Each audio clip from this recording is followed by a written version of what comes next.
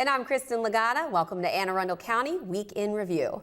In this episode, we'll talk about the results of a recent local poll on the big issues facing residents and meet a mom who has turned her story into a message to stop drug addiction. But first, making headlines this week. We have some exciting news about a local nonprofit that helps shelter people from domestic abuse.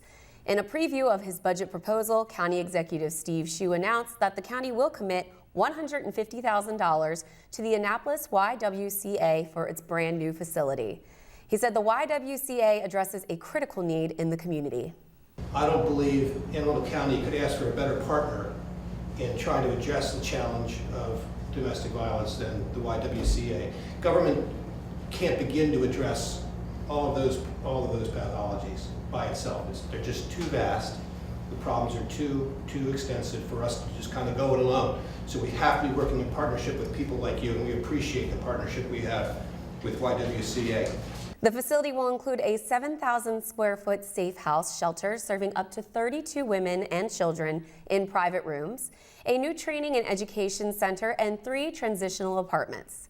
The county is doing its part to support the YWCA, and of course, you can donate or volunteer as well. The total cost of the project is $6.5 million, and they plan to break ground in October. Just go to AnnapolisYWCA.org online to find out more. What a project. Are you excited for the budget? Oh, I'm very excited for the budget. Isn't it exciting? It's an exciting times. We're only, barely 2 weeks away from the budget. This is a big deal in our office because the budget is a lot of work and it requires a lot of meetings. And all the departments have been working on it as well. All the departments, no kidding. They're working hard too. So it's looking really good. I think it's going to be a good year for the budget. There's lots of things in there that I think people are looking for, and that's all I have to say about that. Wait and see. Dun, dun, dun. Cliffhanger. Dun, dun, dun. There might be some good stuff in there, but I can't tell you what. Am I getting a new car? Maybe we'll get you a new wrap for the DPW Recycle truck. Suburban. I like that wrap. It's really nice. You ever see the It's recycling truck cracked. driving around? It needs to be replaced. Okay. It's right. old. We'll take care of that. Yeah. Well, Kristin, we have a share alert. Boop, boop, boop. That's right, a share alert. We don't do this often, but we have a share alert. Pause this video on Facebook and hit the share button now. The first annual Veterans Expo is tomorrow. That's tomorrow at Annapolis High School. And we need you to help make this a great success. This thing has everything a veteran needs, including food and entertainment. Yes. Which is not just what a veteran needs, but what I need. I need that. We need. We all need that. But you can also get information about VA clinics, the GI Bill, resume writing, DD-214 forms, which we know about if we watch Week in Review, and all kinds of free getaways. So can I get an oorah, Kristin? Oorah! Oorah! All right. Now, we recently had an awesome guest on the show, retired Lieutenant Colonel George Matthews of the Anne Arundel County Veterans Affairs Commission, and he made an interesting point about the fact that some veterans don't even know that they are actually veterans. Take a look at this clip. There are actually veterans who don't even know they are veterans, because in some folks' eyes, veterans are only retirees. And folks will say, I only served 3 years, but you are a veteran, because a veteran says the status is to serve 180 days on active duty consistently, or consecutively, should I say, or continually, that's the right word. You're a veteran. But again, if you don't even know you're a veteran, how do you try to access information about your benefits? So there you go, Kristin. If you served 180 days consecutively, and I can't say it. Can you say it? Consecutively? Thank you. If you served more than 180 days consecutively, That was close. almost, in the military, you are a veteran. It's simple, right? Yes. That's just the kind of person who would serve in the military. They're like, no, don't call me a veteran. I don't deserve that. No, you're right. No, you are a veteron if you served 180 days. Sounds like an amazing event. Which is what? That's, help me with math. That divided by 3, that's 6 months? Uh-huh. Okay. 6 months. So come out to the expo, share this video now, and tell people to come out and join us on Saturday, April 22nd Woohoo. at Annapolis High School. Oorah! Oorah! Oorah! We've heard a lot on this show about the Not My Child anti-heroin presentations around the county. This week, the show was at Annapolis High School, moderated by WBAL TV's Keith Mills. Members of the panel had some interesting tips for kids to go to parties and stay away from drugs and alcohol without losing any of that coolness factor. Take a look at what Mandy Larkins of Pathways had to say about this. But basically what we have been telling middle schoolers is coming up with a plan and practicing it now, especially our 7th and 8th graders entering into high school who are going to be going to their first parties. We talk about showing up to a party with something in your hands, whether we say bring a McDonald's styrofoam cup that you can't see through. You know, tell them you've already got a drink. So when you're less likely to be offered a drink if you already have something in your hands. It takes one pressure off. Second thing that you can do is have code words with your parents. If you're in a tough situation, you can text your parent or call them and maybe even set up a plan. We kind of role play one where, you know, you act like a jerk to your parent, but your parent knows why, because you want to stay cool with your friends. You get in the car and sometimes you have this agreement, no questions asked. Just get me out of the situation, we'll talk about it later. Again, what Mandy's saying, if you want to have that open dialogue, let there be time for it to kind of process first. Your kid reached out for help. That should be good enough. So develop that code word now. And it shouldn't just be your parents. Like maybe have like 3 other people, like a neighbor or an aunt or uncle or something. A lot of kids use the letter X. Like they'll type X in the address, and then that means that they need to come pick them up. Tell your kids that you're okay with being the jerk. So, man, my mom's being a real jerk tonight. She will not let me go to that party. And mom's in the background going, I'm a jerk. I like it. Whatever you have to do in order to get yourself out of the situation, it could work. Pretty good tips, Dave. Yeah, how about that? Yeah. So carry around something in your hand Yep. when you're at the party, so people just assume you're drinking Assume whatever that, they're or drinking. you can't take something else from somebody because your hand's already full. Exactly. Yeah. It's I didn't think of that. I thought it was a pretty cool idea. And have code words. I do that, and I'm not even a teenager or a a young adult. I carry around a McDonald's bag so no one tries to offer me a cheeseburger. Yeah, there you go. That's 'Cause smart. I'll take it. That's smart. So- But no, they're really excellent tips. So Yeah, it was a really Great good resource. It was a really good meeting. Keith Mills has a big personality and really commands attention when he's up there. And I think he's a great addition to this group that's been now doing this for over 2 years. They've been doing this presentation, and it just gets better and better and better.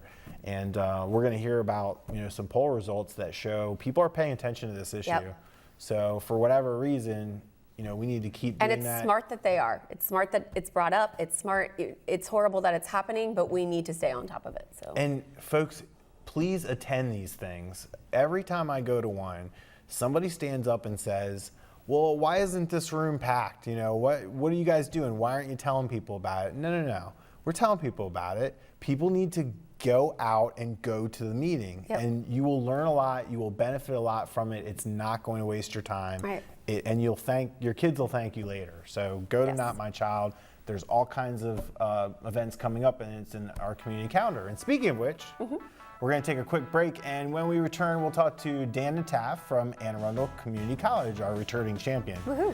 Take a look at the community calendar for events happening around town, and we'll be right back.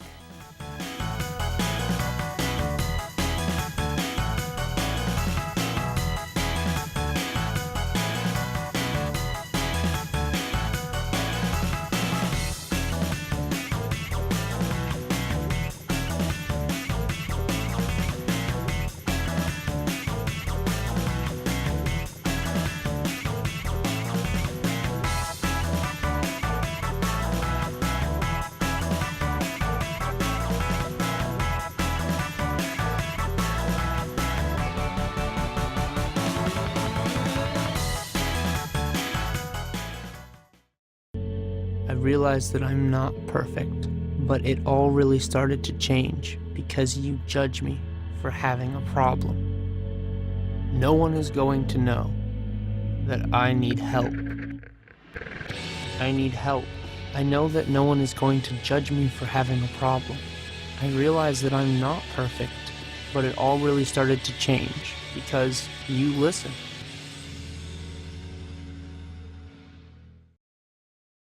Welcome back. Joining us back in the studio this week, we're delighted to have Mr. Dan Nataf from the Arundel Community College.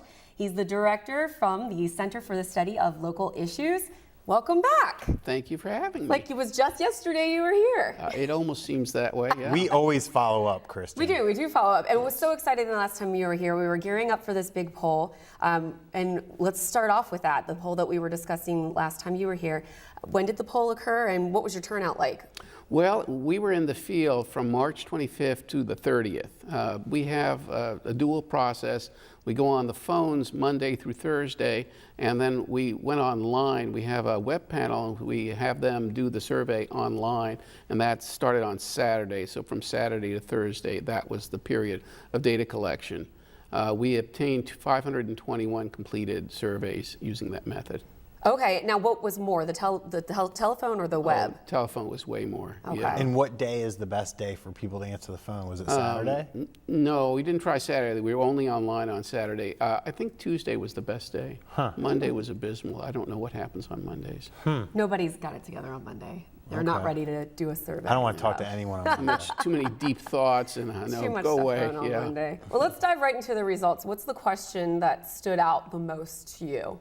Well, we had a lot of interesting results. I think that a lot of people are following the opioid situation, and our poll sort of tracked that. We asked about what's the most important problem facing residents of Anne Arundel County, and drugs came up at 24%. 24% is a really large number. Most things don't get beyond 10, 15% unless there's a big crisis. When the economy was at its worst, it was 48%, but now it's down to 5 or 6%. So, of course, when something big goes down, something else has to go up. And so, relatively speaking, this focus on drugs now is a lot more serious than it was in the past. And that was presented as an open-ended question, not something was said. That's right. So that is a pretty big number. Yeah. I mean, the students are coding the answers, but we train them and we explain the kinds of answers they might anticipate. Plus, they have closed-ended choices, so they can check off drugs. So it's not like they have to write it all out, because we've done this so many times. We know their categories of responses, and it's easier to code that way. That's so interesting. Yeah. And so that was one thing that came up. That was probably the glaring thing. The economy, taxes, those things used to be much higher than they are. I think there's in some degree, it's sort of some political changes that occurred lessened the intensity of those issues. The economy got better. But on taxes in particular, I think having a Republican county exec and a Republican governor probably dampens the saliency of those as issues, and so naturally something else goes up, and it could be education, it could be transportation, a lot of other things, but in this case it was drugs. Drugs and crime together were at 34%, so that's a third of every respondent says something bad about drugs and crime. That's really a quality of life hit. And so, the government, I suppose, is trying to figure out how to respond to this without breaking the budget and just trying to do too many things all at once. So it's a challenge, but clearly, if you're trying to respond to kind of the latest trend, you need to be on that, catching that wave and dealing with it. Yeah. The one that interested me the most, as far as it being surprising, were the numbers, the responses you got on the immigration issue. You had two questions.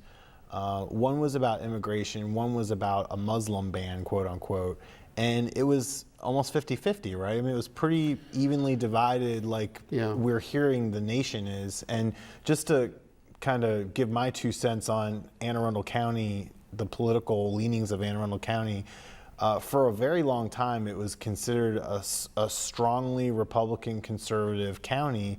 And I feel like there's a little bit of a shift going on, and I'm not sure if it's really going the other way or it's going back and forth, but we talked off camera about, Hillary Clinton beat Donald Trump in Anne Arundel County. That was surprising to me. Like, I didn't expect that.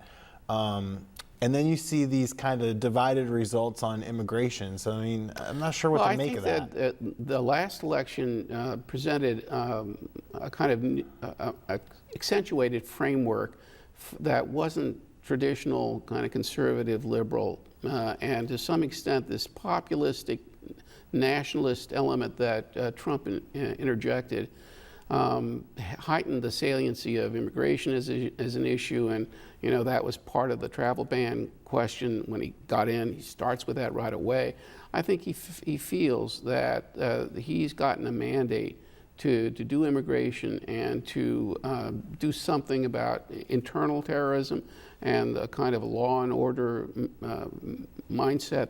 And so as a result, I think that he's focused on those issues.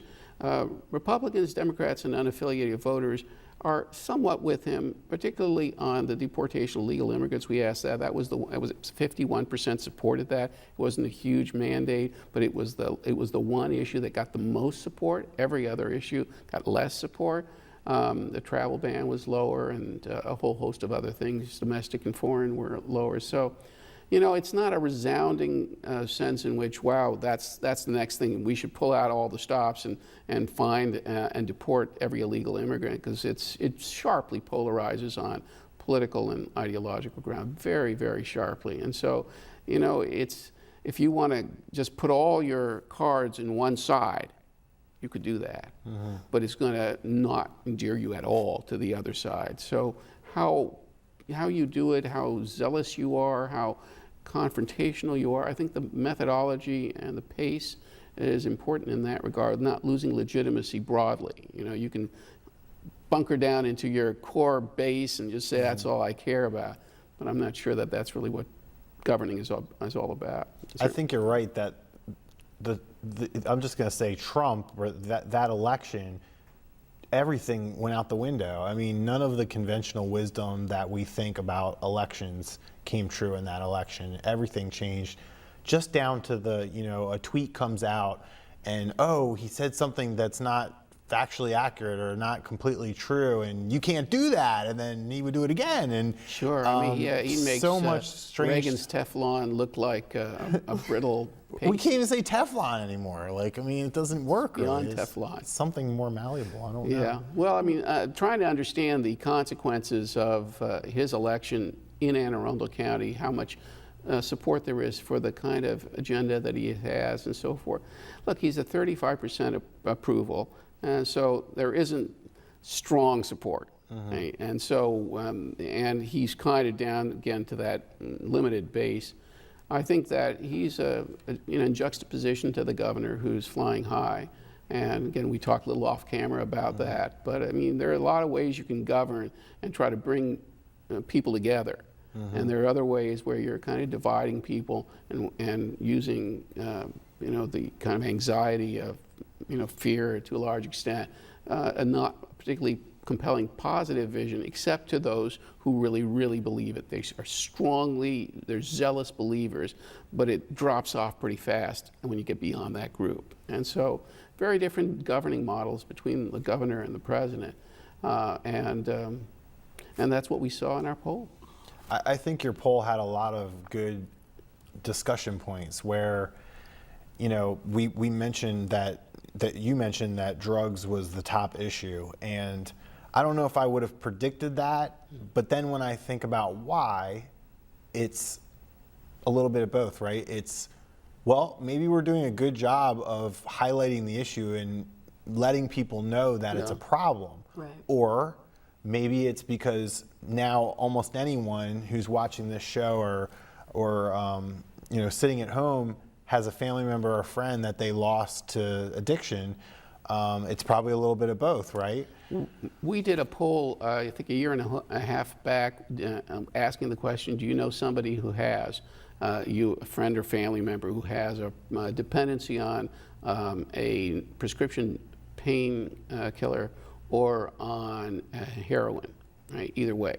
And we found 25% who thought of someone with kind of a more than passing interaction with each of those. So if you're thinking that a quarter, is that high? You think that's high? I think that's pretty high. Yeah, I mean, I don't know anyone like that. I don't know if you all do, but I was talking to my neighbor yesterday. She knows 6 people who have died since friends from high school, different high schools in the county. 6 people she knows. That's who incredible. Died.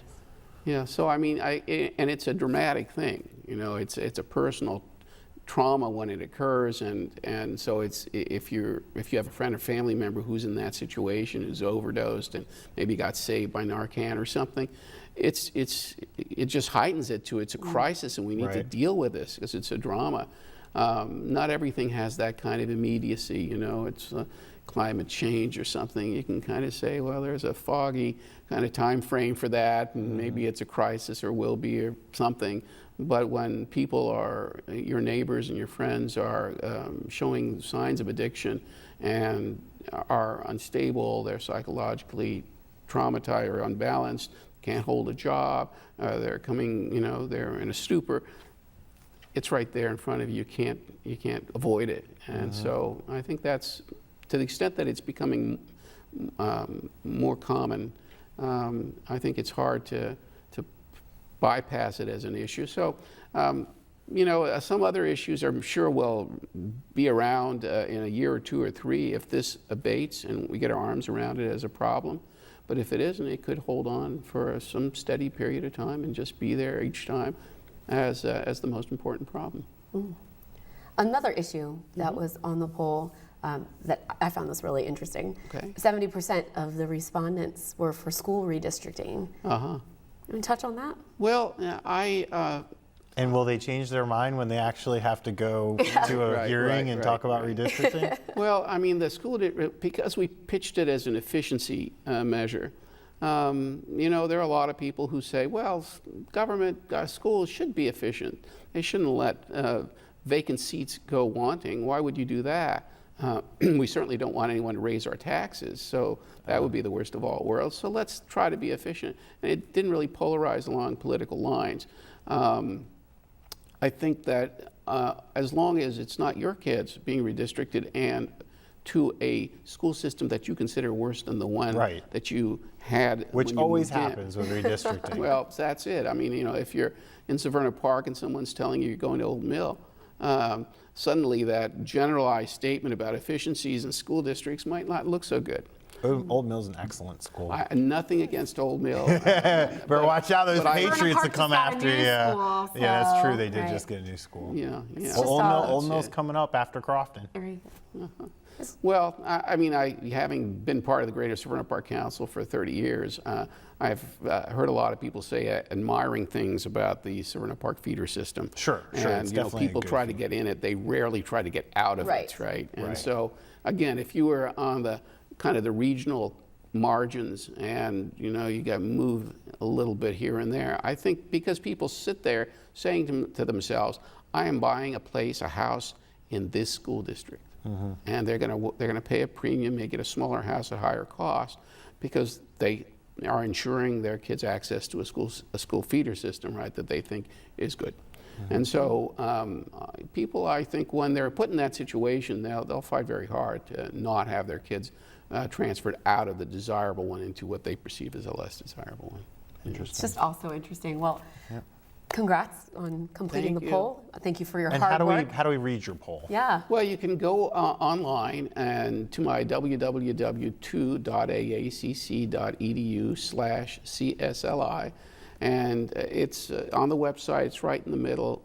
There's a flashing icon saying new. Just click on it, and that'll get you the whole press release, 50 or 60 pages of glorious reading. Great. Oh, I definitely plan on checking it out. Kristen's going to read every word. We hope that you will hope so, too, and we thank you for coming back, Dan. Please Thanks, come my back pleasure. right before the next one. I will do that. Gear up for that second one. Yeah, I'll try to urge people to participate. And yes, please participate the next time that there's a poll coming around. Dan, thank you so much for being back pleasure. in the studio. And we'll be right back with more Week in Review right after this.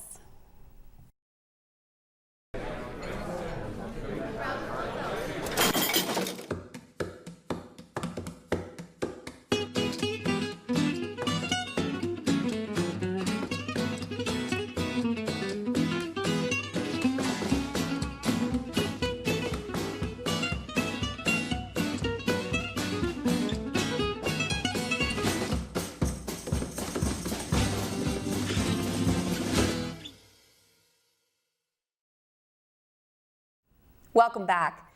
So many people have stepped up to help with the Not My Child program, including one mom who is sharing her personal story. Our own Nancy Schrum has more. Nancy? Hi, Kristin and Dave. I'm here with Ginger Rosella of the Maryland Coalition of Families. Hi, Ginger. How are you this evening? I'm good, and you? I'm good, thank you. I would like to know a little bit about the Maryland Coalition of Families. Can you tell us what their mission is and how long they have been around doing the good work they're doing? So they've been around for 20 years on the mental health side of things, for about a year on the substance use, bringing awareness to the opioid epidemic that we have here in the state. And you are actively engaged with the coalition. Can you tell us what your role is specifically from day to day? I am a family peer support specialist for the substance use side, and I represent Calvert, Charles, St. Mary's, PG, and Anne Arundel County. So daily I get phone calls from parents saying, how can you help me? How can you get my son or daughter into rehab? How much does it cost? What can I do? What sober living houses are there? You know, where do I go? What hospital can I go to? Who detoxes? Who doesn't detox? That happens all day long. We're on call 24/7. Well, that's all really important considering we are in the middle of a crisis. So thank you to everyone involved with the coalition. But tell us, how did you get involved and why did you get involved with the coalition? Because I know it takes a lot of energy and a lot of your time. I got involved when they got the grant, but I got really involved in trying to help others because I lost my son to a heroin overdose in 2013. He started with opioids after an injury prescribed by the doctors. And so when he started using heroin, I thought I'm going to do whatever I can do so no other family has to live our new normal. Well, thank you for being with us this evening. We really appreciate your candid and honest comments regarding the opioid and heroin crisis. Thank you very much. Thank you. Back to you, Dave and Kristin at the studio. Thanks, Nancy. It takes a lot of guts to stand up on a stage or in front of a camera to discuss your personal business. Do you have anything you want to share, Dave? No, I got nothing. Okay. So Earth Day. It's Earth Day. Every day is Earth Day. Every day is Earth Day, but there's this one day, always designated in April, the 22nd. Right. Where it's Earth Day, and I know for us personally in the recycling division, it is a week to a month long. There's a party going on in the recycling division right now. School programs, festivals, green fairs, wellness fairs, homeowners meetings. People get really jazzed up this time of year because it says Earth Day on the calendar. And I think it does help to serve as a nice little reminder about things you can be doing to your environment, around your house, on the go, or at work, to help better our environment. Recycling. Now, if I may be so bold, I think Quiet Waters is the best Earth Day celebration. No. Quiet Waters is definitely a popular big. and one of the longest running Earth Day celebrations. I personally will be attending the Severna Park Earth Day Festival. Must be better. Severna Park not wins. Saying Boom. It's better, but I am saying it's excellent. They also have little speeches, little and where's workshops during the day. Where's this one? This year it'll be at the Severna Park High School. Used to be at the middle school. Okay, the new high school. At the new high school. A lot of these Earth Day festivals offer not only great tips and things you can use at your home, and usually a lot of like solar energy folks, but also plantings, little seedlings for you to put out in your garden, trees, a lot of them free. Do you ever, when you're driving down the street, you see like 4 houses in a row that have the solar panels and you're like, that was a good salesman right there. Oh yeah. Right? That guy did a good job. That guy can That sell guy anything. did a good job. But it's really a nice time to go out and find what you can do to And help meet better your Kristin environment. Lagana in person. I'll give you a free pencil or a water bottle, maybe even a bag. Just don't put it in the dishwasher like I did last year. That was dumb. I'll get you a new water bottle. Thanks. But yes, Earth Day is every day. We should try to practice more environmentally friendly habits every day. I'm gonna put you on the spot. Okay. I hope you know the answer to this. You will. You'll know the answer. I don't think I will. Why is Earth Day in April? Do we know that? I think it's probably, I want to, keep America Beautiful did America Recycles Day. Earth Day, it's just that time of year. It's spring. It's a weekend. life. It's away from Easter. All right. Yeah. Well, if anybody has any better answers for that, Please and wants to let bring us them on. know. School I was me. just curious. Yeah. And you always know stuff like that, Well, so I thought I'd thanks. just ask you. No. But yeah, let's, Dave, some source reduction things that you can do around the house. Let's quiz you right now. 5 ways that we can save energy around the home or save another precious resource like water. Here's one Give of me my favorite ones. unplug your chargers from the receptacle when they're not plugged into something. That's excellent, and a lot of folks are usually very guilty of that, including in my home. And it's not me. Step it up. Right. Step it up. Also, saving water, turning off the water when you're brushing your teeth, Oh yeah. and then turning it back on when you're ready to rinse. And when I shave, I do the whoosh. That's right.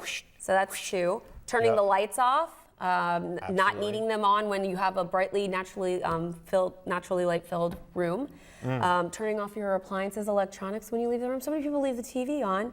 And how about we just walk or bike to work instead of taking a car? And are you one of those people that goes to sleep with the TV on? No, I do not. I need silence and darkness. I'm trying to and practice cold. the no blue light in the room, no cell phone, no nothing, and getting a good night's sleep. Yeah. So, You ready for the super hot, uncomfortable weather?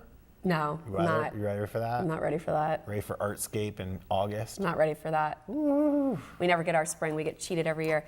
But happy Earth Day. Happy Earth Day to everyone. Earth Day is every day. And let's turn it into St. Patrick's Day like it is in the recycling division, and let's just make it a week-long holiday. Month. Maybe a month. I dare you. Why not? A year. Well, that wraps up this week's edition of Week in Review. You can watch this episode and archived episodes online anytime on Facebook or YouTube by simply searching for Arundel TV. Please tune in again next week for more highlights and news from around the county, and we'll see you next time.